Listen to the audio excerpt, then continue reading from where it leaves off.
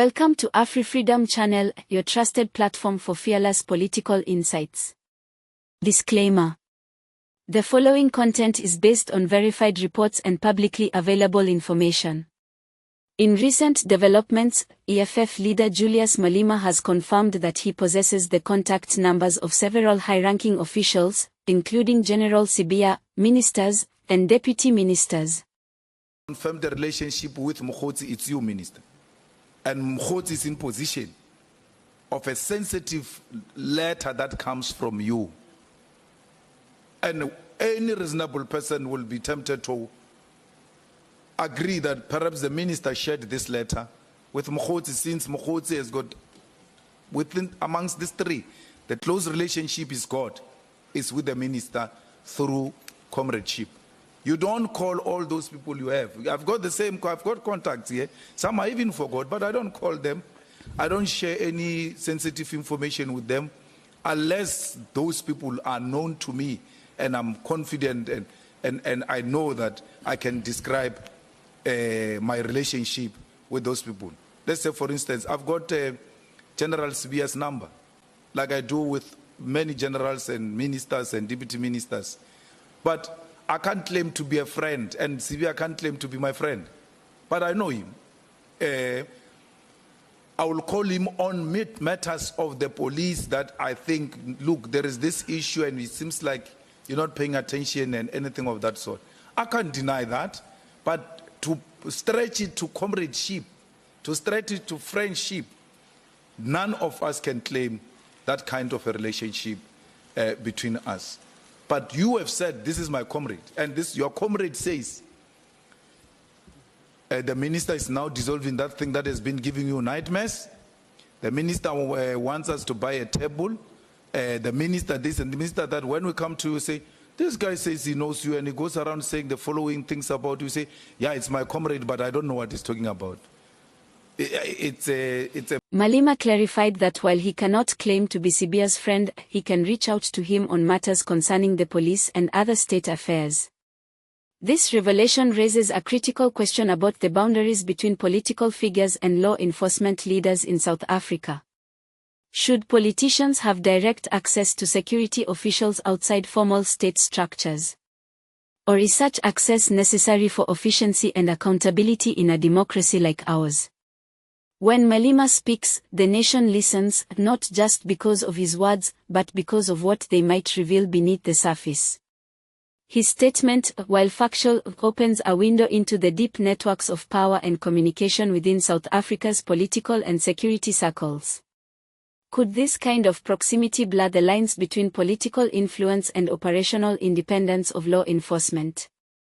Or does it represent a natural overlap in a country where politics and policing are often intertwined? At the same time, another controversy unfolds.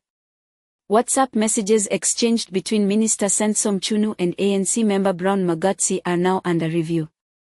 According to reports, Minister talk about this and that. Thank you. So, can I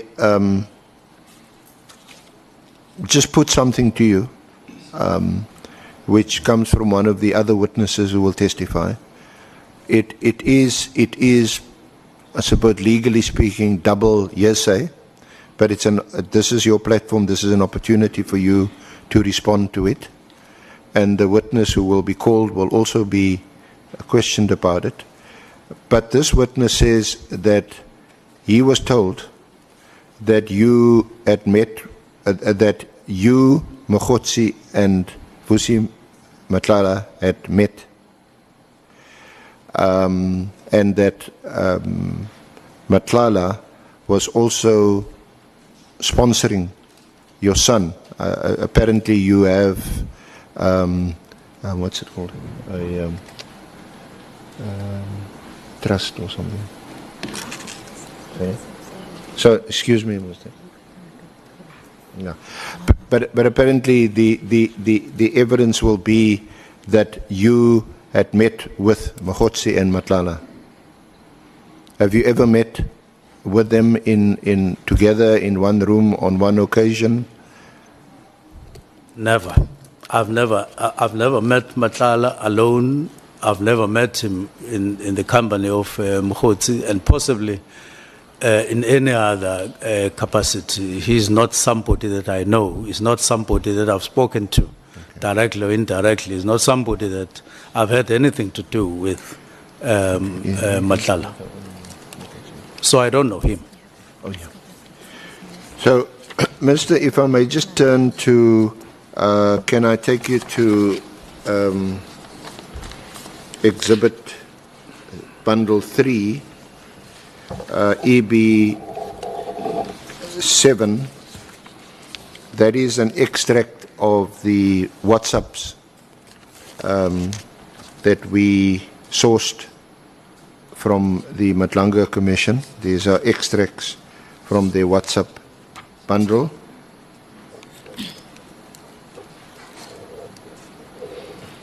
And on page 78,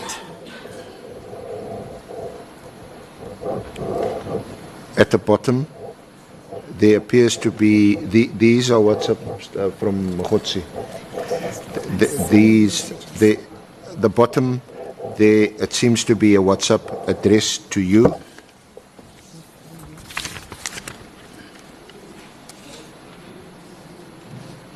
And then on page 78, this appears to be addressed to you.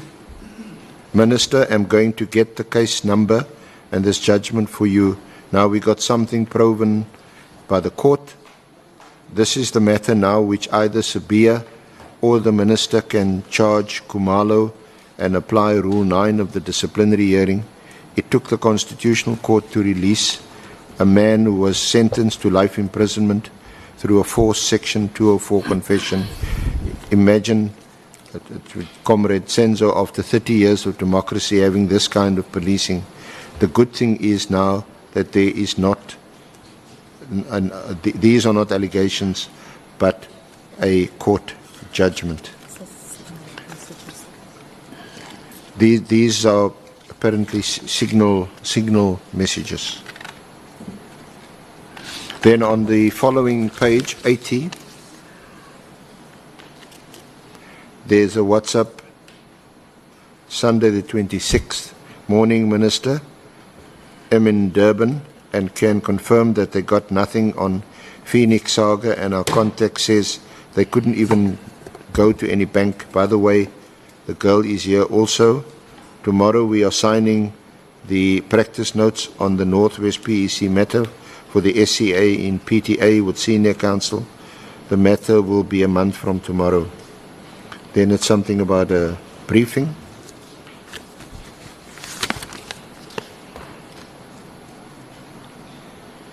Any other? Yeah. So Minister, those appear to be addressed to you and your comment, please. Yes. Number one, I think these two messages they were sent to me coming from Mkhotsi, if I have some recollection of them. Now, I wouldn't have responded to both, and I think I never responded to both, simply because I didn't quite understand what he was referring to in the first one, talking about judgment and all of those.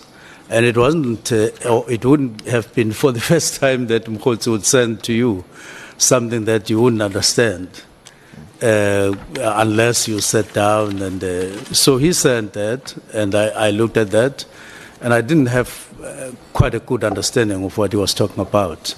But I didn't inquire, I didn't follow up. I took it as one of the messages that he would send to you, and you would know what they are referring to. On the second one, although you have made them disappear, first message, I do remember, well, that those messages that he sent to me, I think I do have a recollection of me receiving them. But I didn't know what he was referring to in those messages either. If you could play them again, just to see message 1, 2, 3. I had no collection of what he was talking about, and I don't think I went back to him to inquire, what is it? What is this thing that you are talking about? It's the same as the message that was referred to by General Mkhonazi of Mkhotsi, talking about me arriving in Lusikisiki, because I had not informed Mkhotsi, and I don't think there's any staff member who had informed him.